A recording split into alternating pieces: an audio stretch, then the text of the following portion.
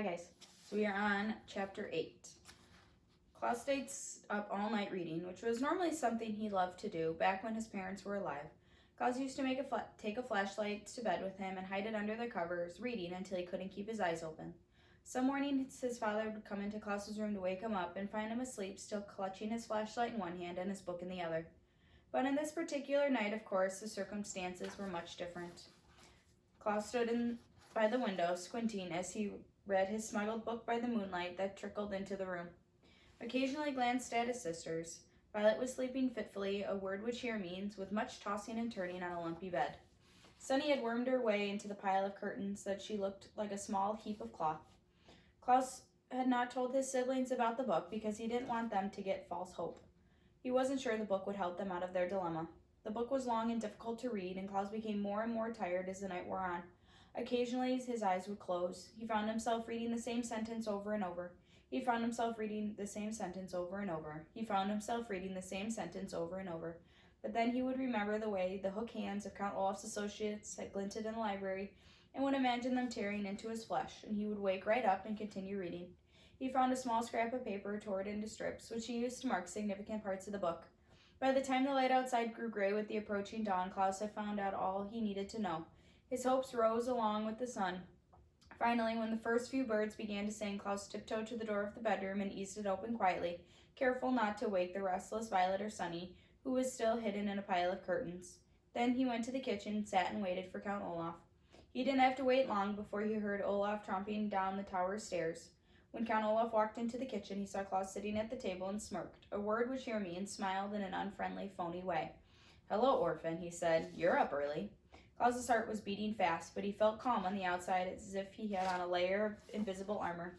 "I've been up all night," he said, "reading this book." He put the book out on the table so Olaf could see it. "It's called Nuptial Law," Klaus said. "I learned many interesting things while reading it." Count Olaf had taken out a bottle of wine to pour himself some breakfast when he saw the book and stopped. He sat down. "The word nuptial," Klaus said, "means relating to marriage." "I know what the word means," Count Olaf growled. "Where'd you get that book?" "From Justice Strauss's library," Klaus said. "But it's not important. What's important is that I have found out your plan." "Is that so?" Count Olaf said, his one eyebrow raising. "And what is my plan, you little runt?" Klaus ignored the insult and opened the book where one of the scraps of paper was making his place. "The laws of marriage in this community are very simple," he read out loud.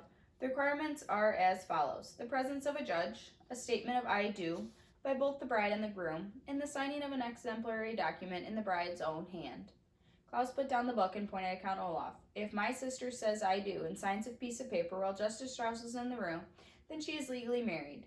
This play you're putting on shouldn't be called the Marvelous Marriage. It should be called the Menacing Marriage. You're not going to marry Violet figuratively. You're going to marry her literally. This play won't be pretend. It'll be real and legally binding." Count Olaf laughed in a rough, hoarse laugh. "Your sister isn't old enough to get married." "She can get married if she has the permission of her legal guardian acting in loco parentis," Klaus said. "I read that too. You can't fool me." "Why in the world would I want to actually marry your sister?" Count Olaf asked. "It is true she is very pretty, but a man like myself can acquire any number of beautiful women." Klaus turned to a different section of nuptial law. "A legal husband," he read out loud, "has the right to control any money in the possession of his legal wife." Klaus gazed at Count Olaf in triumph. "You're going to marry my sister to gain control of the Baudelaire fortune, or at least that's what you plan to do. But when I show this information to Mr. Poe, your play will not be performed and you will go to jail."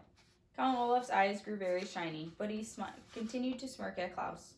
This was surprising. Klaus had guessed that once he announced what he knew, this dreadful man would have been very angry, even violent. After all, he had been furious and had an outburst just because he wanted roast beef instead of puttanesca sauce. Surely he'd oh my gosh. Sorry, guys. Not killing the game today. Surely he'd be even more enraged to have this plan discovered, but Count Olaf just sat there as calmly as if he were discussing the weather. "I guess you found me out," Olaf said, simply. "I suppose you're right. I'll go to prison. You and the other orphans will go free. Now why don't you run up to your room and wake your sisters? I'm sure they'll want to know all your grand victory over my evil ways." Klaus looked closely at Count Olaf, who was continuing to smile as if he had just told a clever joke. Why wasn't he threatening Klaus in anger, or tearing his hair out in frustration, or running to pack his clothes and escape? This wasn't happening at all the way Klaus had pictured it. Well, I will go tell my sisters, he said, and walked back into his bedroom. Violet still was dozing on the bed, and Sunny was still hidden beneath the curtains. Klaus woke Violet up first. I stayed up all night reading, Klaus said, breathlessly as his sister opened her eyes. And I discovered what Count Olaf is up to. He plans to marry you for real, when you and Justice Strauss and everyone all think it's just a play. And once he's your husband, he'll have control of our parents' money, and he can dispose of us. How can he marry me for real? Violet asked. It's only a play. The only legal requirements of marriage in this community, Klaus explained, holding up nuptial law to show his sister where he'd learned the information, are your saying I do and signing a document in your own hand in the presence of a judge, like Justice Strauss. But I'm surely not old enough to get married, Violet said. I'm only 14.